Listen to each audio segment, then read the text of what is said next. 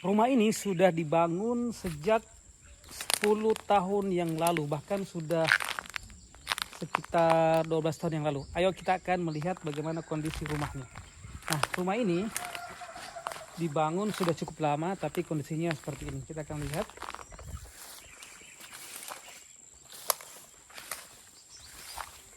Seperti apa kondisinya setelah rumah ini dibangun, kemudian tidak dilanjutkan pembangunannya.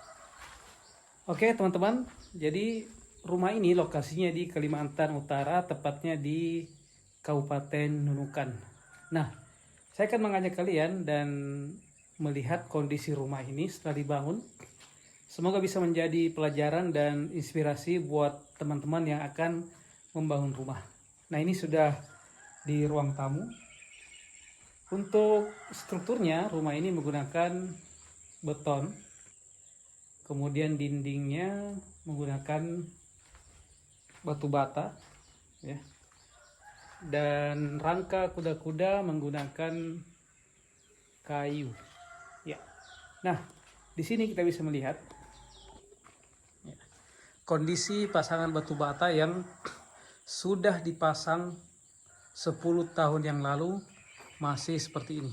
Nah, pelajaran pertama, kalau kalian ingin membuat rumah dengan konsep rumah tumbuh, maka jangan sampai batu bata, jika terbuat dindingnya batu bata, jangan sampai tidak diplester. Nah, tapi dengan catatan ketika Anda sudah membangun dan atapnya sudah terpasang seperti rumah ini, maka Anda bisa nanti diakhirkan untuk pekerjaan plasterannya. Tapi kalau atapnya belum terbangun, maka wajib diplester untuk menjaga kualitas dari dinding batu bata karena rentan terhadap air. Nah, kemudian kusen. Nah, kalau kusen menggunakan kusen kayu seperti ini, dia wajib di atap karena kayu juga tentunya rentan terhadap air, ya. Khawatir terjadi kerusakan atau lapuk ketika terkena air, maka wajib dilakukan pemasangan atap, ya. Atau konsep yang kedua, ketika Anda belum punya dana untuk membuat atap, maka bisa menggunakan konsep pemasangan kusen dengan bahan atau material aluminium yang bisa dipasang setelah pekerjaan batu bata plasteran.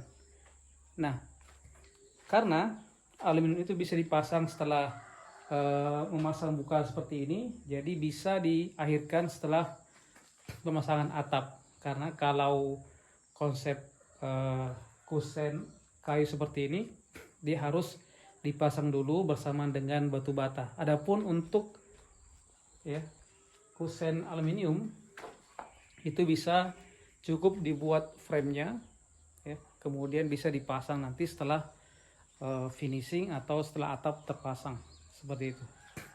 Nah, kemudian ini namanya bukan untuk penghubung antara ruang tamu dan ruang keluarga. Ini ya sebaiknya atau bahkan ya kalau saya wajibkan pakai balok lantai seperti ini, ya. Ini lebih bagusnya di fullkan, tapi kalau tidak bisa seperti ini, ya, balok lantainya, kemudian ada kolom praktis. Fungsinya apa? Ya, ini untuk tentunya lebih kuat dan menghindari yang namanya retakan pada ujung, ya, ujung bukan ini. Nah, biasa ada terjadi retakan di sini karena tidak ada balok lantai. Nah, kondisi ini bisa terjadi nanti di sini, karena ini adalah bukaan, ya, tanpa menggunakan balok lantai, ini akan rawan nantinya terjadi retakan pada ujung kusen ini. Jadi pelajaran yang kedua, wajib menggunakan struktur beton di sini atau biasa disebut dengan balok lantai, ya, untuk pertama mengurangi beban dari batu bata ke kusen dan juga untuk menghindari adanya retakan di ujung kusen. Jadi gunakan balok lantai, apalagi kalau ketinggian batu batanya itu sudah mencapai 4 meter ke atas. Nah, kita akan masuk ke ini, sepertinya diperuntukkan untuk usaha ya, jualan di sini. Ini ruang keluarga. Nah, seperti ini. Nah, saran pelajaran yang ketiga, sebaiknya konsep rumah tumbuh, sebaiknya Anda bisa melakukan pekerjaan pengecoran lantai atau rabat beton, sehingga nanti pada saat pekerjaan plasteran bisa lebih mudah, bersihkan juga lebih mudah ya. Karena kemarin di sini banyak sampah, kemudian rumput-rumput, ini sudah dibersihkan ya. Karena tanah di sini ditimbun tanpa dilakukan pekerjaan rabat beton. Jadi sebaiknya dirabat dulu, kemudian untuk mempermudah pekerjaan plasteran nantinya. Nah, sekarang kita lihat di dalam. Di sini ada kamar.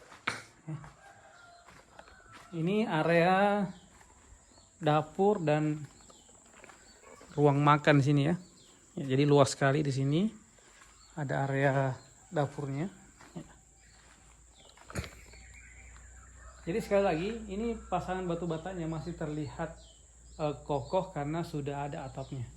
Kemudian di bagian atap bisa kita lihat ini menggunakan kayu ulin ya. Di sini masih mudah waktu itu di 10-15 tahun yang lalu masih mudah mendapatkan kayu ulin. Jadi kerangka kuda-kudanya ini menggunakan kayu ulin ya. Tiang kuda-kuda ya. Kemudian gordingnya menggunakan kayu bangkira. Ini kayu yang keras ya. Nah, kemudian untuk pemasangan kolom praktis sebaiknya minimal 3 meter itu sudah harus ada kolom praktis seperti ini. Ini sebaiknya ada kolom praktis ya. Ini untuk mengurangi atau memperkuat ya struktur rumah kita. Kemudian sekali lagi di sini sebaiknya dipasang balok latai keliling ya, saling mengikat antara kolom. Ini keliling balok latai ya. Sekali lagi fungsinya untuk mengurangi beban seperti ini ya. Ini sudah mulai belendut ya kusennya karena terbebani oleh batu bata. Ini sudah mulai melendut ya.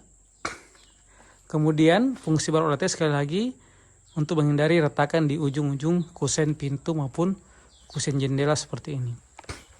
Nah, seperti itu. Untuk ukuran rumah satu lantai seperti ini, kita akan masuk pembahasan tentang material atau dimensi pembesian yang digunakan. Nah, untuk slope Anda bisa gunakan besi diameter 10, besi utama 4, dan begelnya besi 8 ya, dengan dimensi slope 15-20. Kemudian untuk kolom praktis menggunakan besi utama diameter 10 ya, 4 diameter 10 untuk 2, 3, 4 ya. Kemudian begel diameter 8 mm dengan jarak 15-20 cm. Nah, kemudian untuk ring balok sama, bisa ukurannya sama dengan slope ya, 15-20 dan menggunakan besi 10 untuk besi utamanya, dan begelnya menggunakan diameter 8 mm. Kita lihat suasana di bagian belakangnya seperti ini ya. Masih hutan ya. Masya Allah. Nah, kemudian untuk kolom ring balok sudah. Nah, untuk balok latai sama, bisa disamakan ukurannya dengan slope atau ring balok seperti ini. Ini sama ya. Nah, seperti itu. Nah, kalian yang mau bangun rumah dengan konsep rumah tumbuh, artinya nanti ada dana kemudian dilanjutkan ya. Sebaiknya tadi kita ulangi, kalau Anda punya dana sebaiknya langsung kerjakan atap, kemudian plasterannya bisa belakangan, dan lakukan pekerjaan rabat beton sehingga mudah dibersihkan ya. Ini kemarin banyak rumput ya di sini karena belum dirabat seperti itu. Nah, terakhir untuk instalasi ya, bisa langsung dipasang instalasinya seperti ini ya. Jangan lupa gunakan pipa sebagai pengaman agar kabelnya bisa lebih tahan lama. Nah, demikian vlog kali ini, mudah-mudahan bermanfaat. Semoga yang nonton bisa segera punya rumah, yang belum punya rumah, dan yang sedang membangun bisa segera dimudahkan selesai bangunan rumahnya. Terima kasih. Assalamualaikum warahmatullahi wabarakatuh.